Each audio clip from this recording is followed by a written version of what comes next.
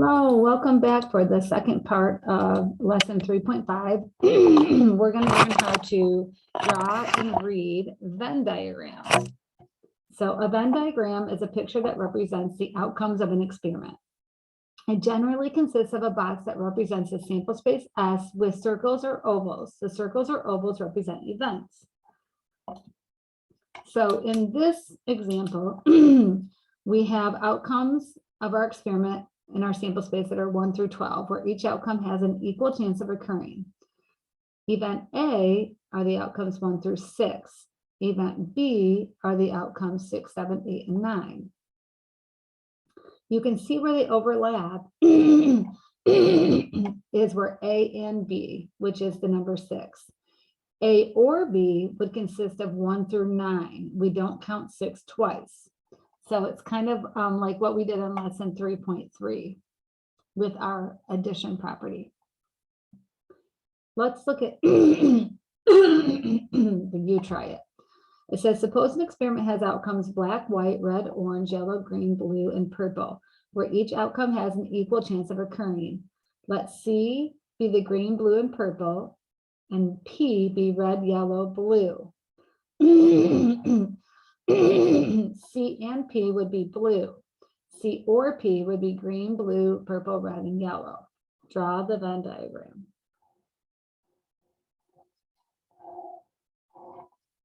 So this is our S sample space. We're going to have the oval. And I like to draw my intersection first, which would be the C and P, the blue.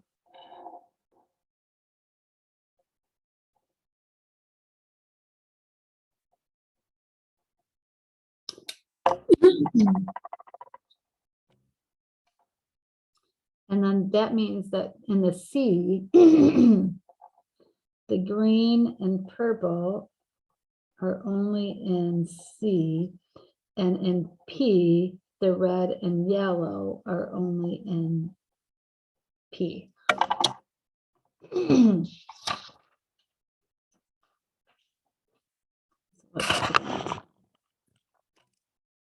It says roll a fair six-sided die. A is going to be prime number of dots rolled. Remember, a prime number is numbers that cannot be divided by itself in 1. 2, 3, and 5. Sometimes we count 1 as a prime number, but here they're counting 2, 3, and 5 as a prime number rolled, and B is an odd number of dots. So that would be 1, 3, and 5. Therefore, A and B is 3 and 5. A or B is 1, 2, 3, and 5. The sample space for rolling a fair die is 1, 2, 3, 4, 5, and 6. So let's draw the Venn diagram. So we have A and overlaps with B. And they said that A and B is 3 and 5. So 3 and 5 are both in both. So A just has 2 separately, B has 1 separately, and notice 4 and 6 are not in either event A or event B. So we have to make sure that we're including all of our sample space in the Venn diagram. So this one says 50% of the workers at a factory work a second job. 25% have a spouse who also works. 5% work a second job and have a spouse who also works. Draw a Venn diagram showing the relationships. Let W equals works a second job and S is a spouse who also works.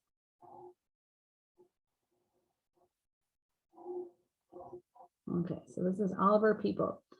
We've got W and S. We've got 50% of people work at a factory. So let's just see here. We've got some overlap because we've got works a second job and also works. So 50% of people work a second job. So that would be W. So this is 50%. But it says 25% have a spouse who also works. Okay, we're here 25%. 5% work a second job and have a spouse. Okay, so that would be 5% in here. So that means of this 25%, only 20% is just those that have a spouse who also works. Because this 5% is the overlap. And that means of the 50% who have a second job, only 45% of them just have a second job. So we have 45 and 5 is 50, 60, 70. So that means we have 30% of people that don't have a second job and their spouse does not work. So it has to add up to 100.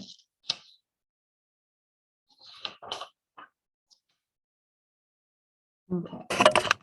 That's the example for chapter 3. In a bookstore, the probability that the customer buys a novel is 0.6, and the probability that the customer buys a nonfiction book is 0.4. Suppose that the probability that the customer buys both is 0.2. Okay, so draw a Venn diagram.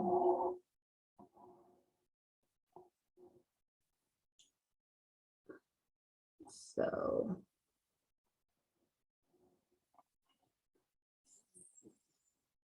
we've got the novel, and we've got non-fiction.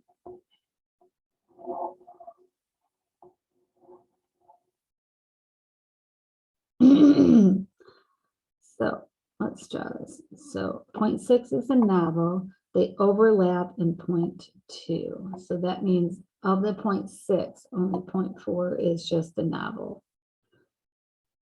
And of the 0.4 that's nonfiction, 0.2 of it is only nonfiction. So we've got 0.4, 0.2, 0.2.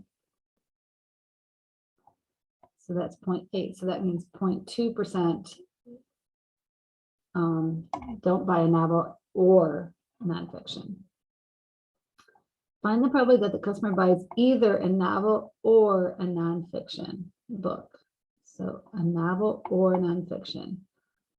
So that would be everybody here. So that would be 0.4 plus 0.2 plus 0.2, so 0.8.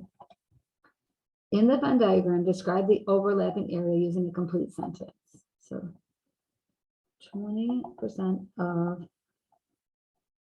people buy both a novel and a non-fiction book. D says, suppose that some customers buy only compact discs. Draw an oval in your Venn diagram representing this event. Okay. So that could be, we don't know how many it is, but it could be that. So this could be our compact discs group. So it could be some of this 0.2, but we don't know how much. It just says there's some. So that is the ending to chapter 3, which is all about probability. And we are going to tie in probability, which is qualitative data, and quantitative data in the rest of the chapters of the semester. So reach out if you have any questions.